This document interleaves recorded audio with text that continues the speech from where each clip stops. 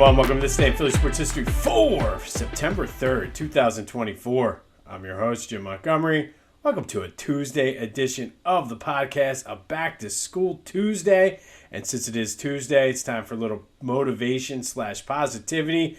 And in honor of the first day of school, I saw a couple different quotes that sort of meant the same thing and had the same general gist.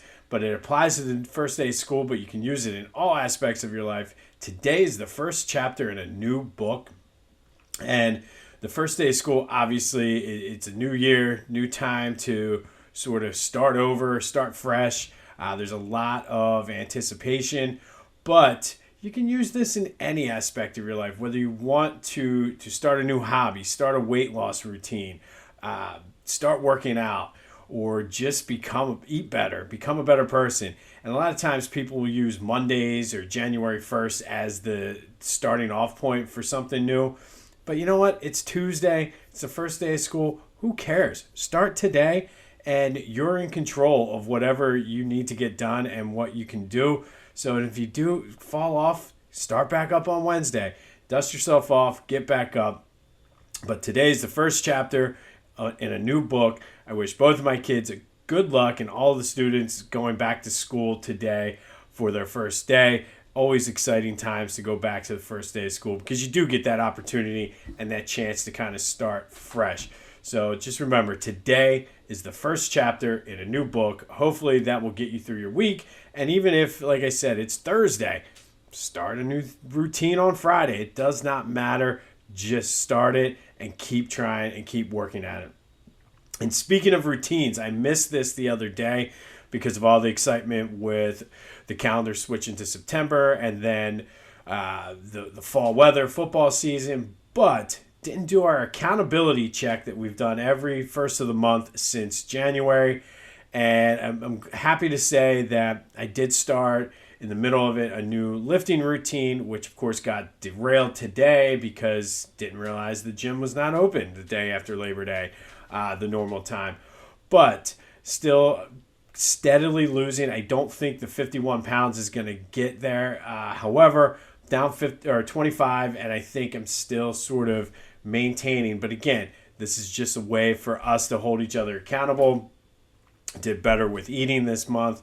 So looking to just continue my momentum in September. And again, if you've been following along and you had a bad month, just like the quote said, today's the first chapter in a new book.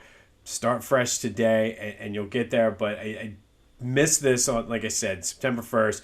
And to hold us accountable, like I said, the new workout routine really seemed to have helped. And actually it helped with the eating too. So looking forward to continuing that and rolling through September and into fall still with the eyes on the prize, so to speak. All right, some quick housekeeping before we get into today's episode. It is our second anniversary week. I am giving away a free Philly Goat t-shirt. All you need to do is interact with the Back to the Future voice and text line 267-495-8531. Get anything off your chest. Everything is fair game Philly sports related.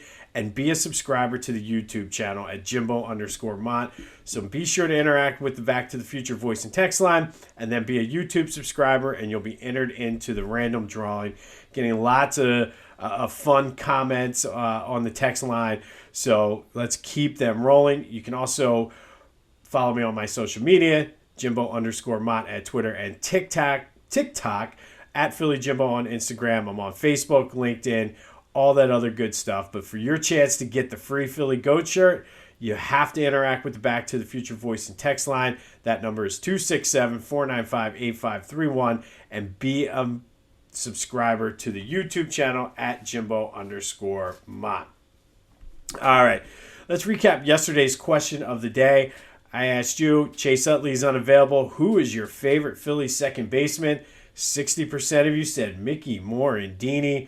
And then the rest of the votes were pretty well scattered between Manny Trio and Juan Samuel.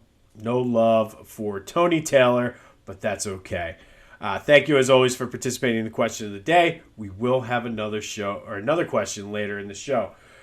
Phil's in Toronto tonight. 2-game series up there. Tyler Phillips on the mound.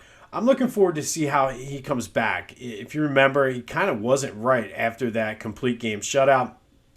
Went back down to Lehigh Valley and hopefully got some things worked out, but hopefully he's able to take or make the most of a second chance here. But looking forward to seeing what he has to do and how he looks tonight. Would love to see the offense kind of come to life and score some runs up here in Toronto. The Phils are a half game up on the Brewers for that 2 seed. The Brewers won yesterday, and the Dodgers won as well, so they're 1.5 back of the Dodgers. I think later this week they have days off, so it'll kind of catch up with that half game. Still have the 7-game lead on the Braves.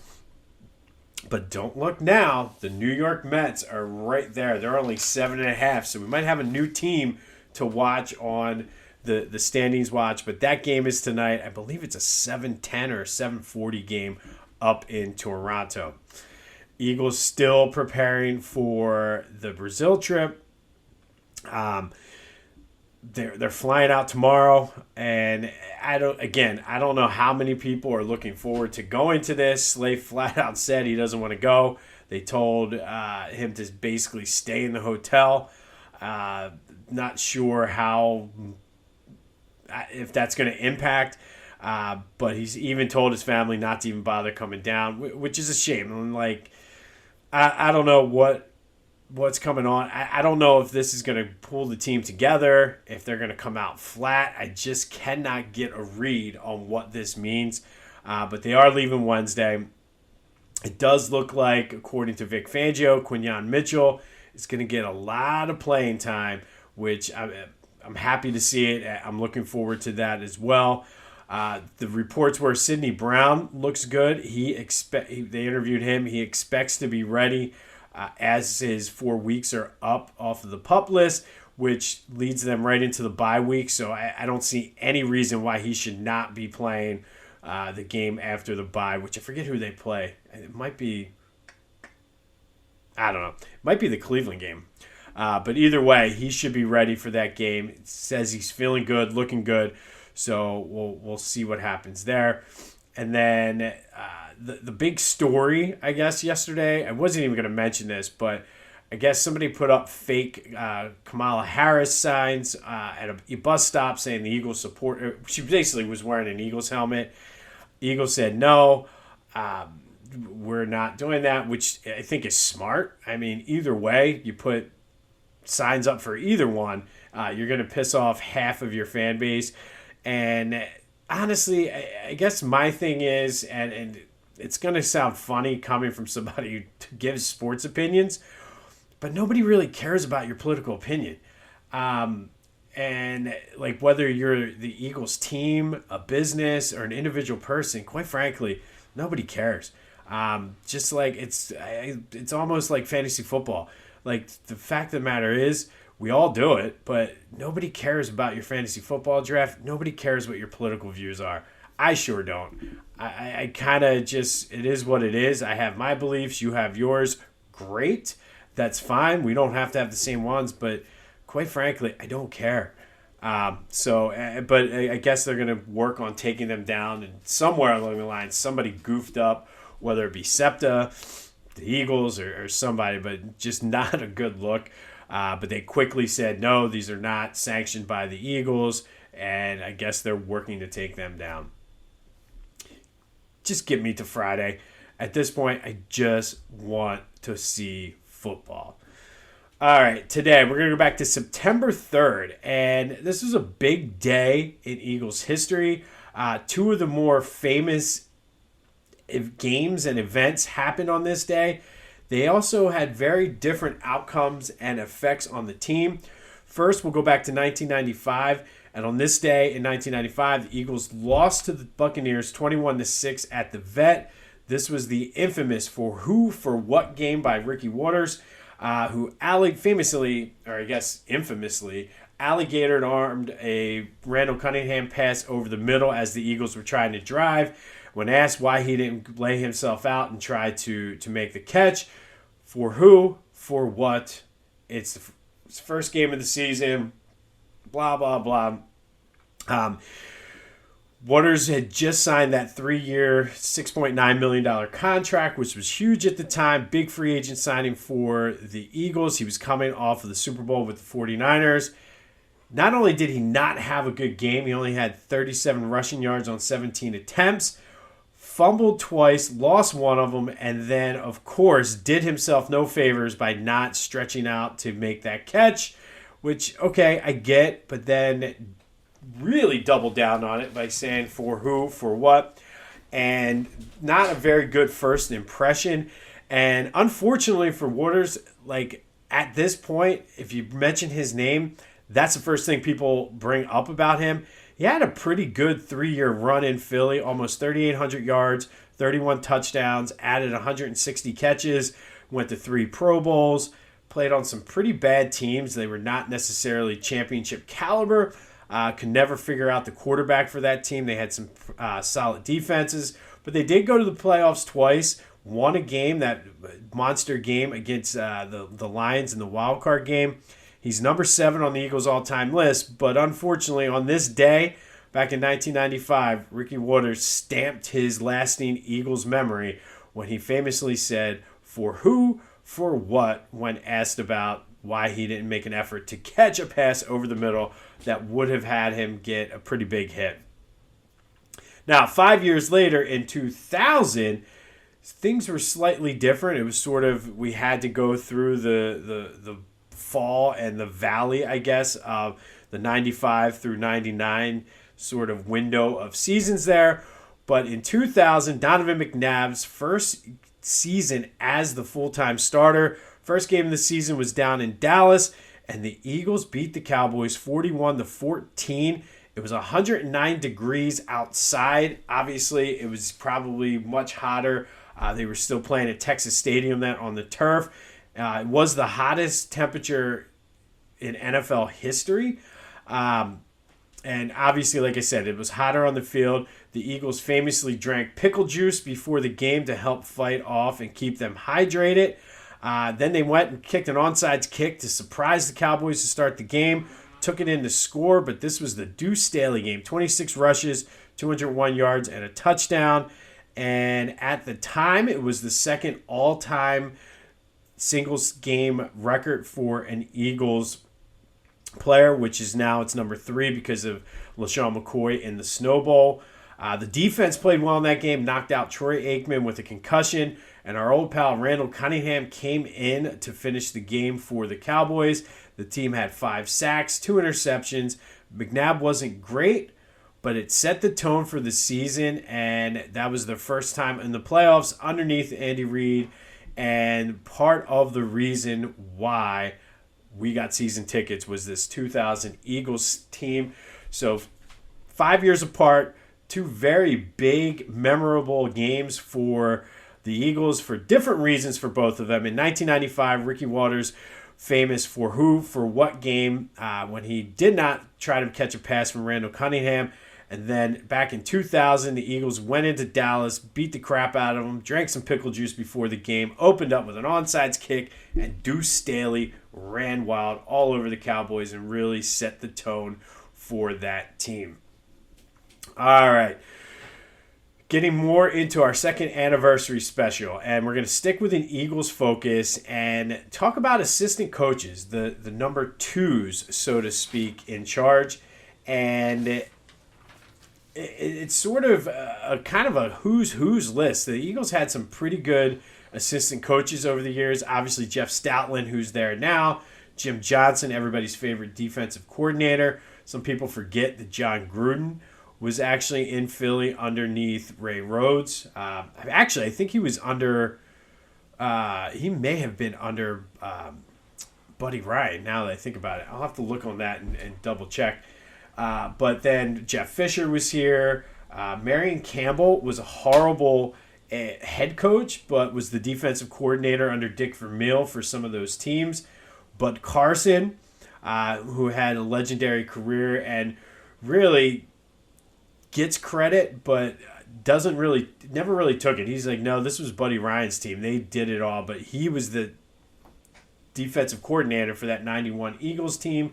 Obviously, we know Frank Reich was the architect behind that offense that won the Super Bowl under Dougie P. But then it gets even more. If you look at Andy Reid specifically, his coaching tree, all of these guys were assistants in some way or another here in Philly. You have Sean McDermott, John Harbaugh, Matt Nagy, Dougie P, obviously, Ron Rivera, Todd Bowles, Pat Shurmur, Leslie Frazier, John Spagnuolo, Brad Childress, Ray Childress. I think he was a football player. Brad Childress. All of these guys underneath the Andy Reid coaching tree all had head coaching spots somewhere else, varying levels of successes. But like I said, the Eagles have had a lot of great assistant coaches over the year, and this was our number 2s in honor of our second anniversary. And I'll give you a bonus one here, as we've been doing all week. And this one we're going to go with father-son. We talked about this when we did our family affair, but a bonus junior. And that's good old Ruben Amaro Jr. His dad was here in the 60s, was one of the coaches on that 1980 team. Did win a Gold Glove from that 64 Phillies, but Junior had 2 stints here, 92 to 93 and then 96 to 98. He famously was the bat boy. We know he was the GM after Pat Gillick, and he's currently one of the analysts on NBC Sports Philly. Also does some color commentating on the Eagles TV network. But that leads us to the question of the day. And I personally, everybody's going to feel what they want about Rube.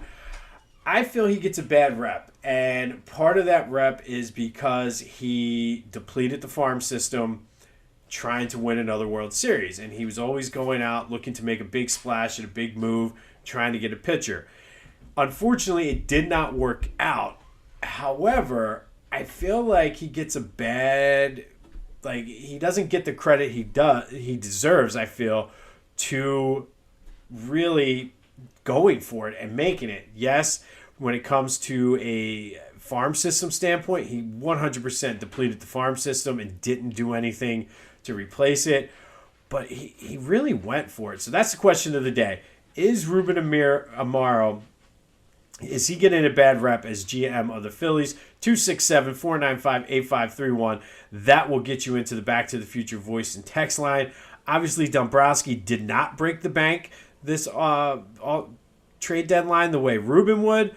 But does Ruben get a bad rep in this city because he went for it and it didn't work out? If we'd have won a World Series, I think we'd be looking at Ruben Amaro Jr. a lot different. That's just me. He certainly put the team in position to win at least one more. They should have won 2, maybe even 3. But let me know what your thoughts. Am I being too soft on Ruben? Have a little bit of fun with this since he's our junior, the second Ruben Amaro Jr. to play in Philly, or second Ruben Amaro to play in Philly. But does he get a bad rep? And I think, like I said, if they win another World Series, we're looking at Ruben a lot different than what we are. And again, say what you want about his color commentary. That's fine. But I think as a GM, trying to go for it when you have the window wide open, I think sometimes we're a little too hard on Rube. But let me know your thoughts. And that's a good way for you to interact with the Back to the Future voice and text line to get in the drawing for a free Philly Goat t-shirt. Go check out all what Philly Goat has, though. It's back to school. Do some shopping. You won't be disappointed. Use the promo code Jim Montgomery for 10% off of your order. On this day in 1995, it was Ricky Waters, famous for what game, and then 5 years later was the Pickle Juice game in Dallas where the Eagles went down and crushed the Cowboys 41-14. It was 109 degrees outside. They drank some pickle juice to help keep themselves hydrated. Started the game with an onside kick, and Deuce Staley went wild. We'll have more on the Eagles as they get ready to leave for Brazil. But like I said, just get me to football. Enough of the back and forth and this and that. Get me to football. Good luck to the Phils tonight as they look to continue to stay hot and put some distance between themselves and the Braves and Mets. And also I wouldn't mind trying to catch up and sneak up here on the Dodgers as well. Remember, today is the first chapter in a new book, new beginning. Make of it what you will. It's back to school. I wish both of my kids good luck today as they start 2nd and 3rd grade, respectively. Hard to believe, Harry. Hard to believe. This has been This Day in Philly Sports History for September 3rd, 2024. My name is Jim Montgomery. Go have yourselves a Tuesday. And until next time, I'll see you when I see you.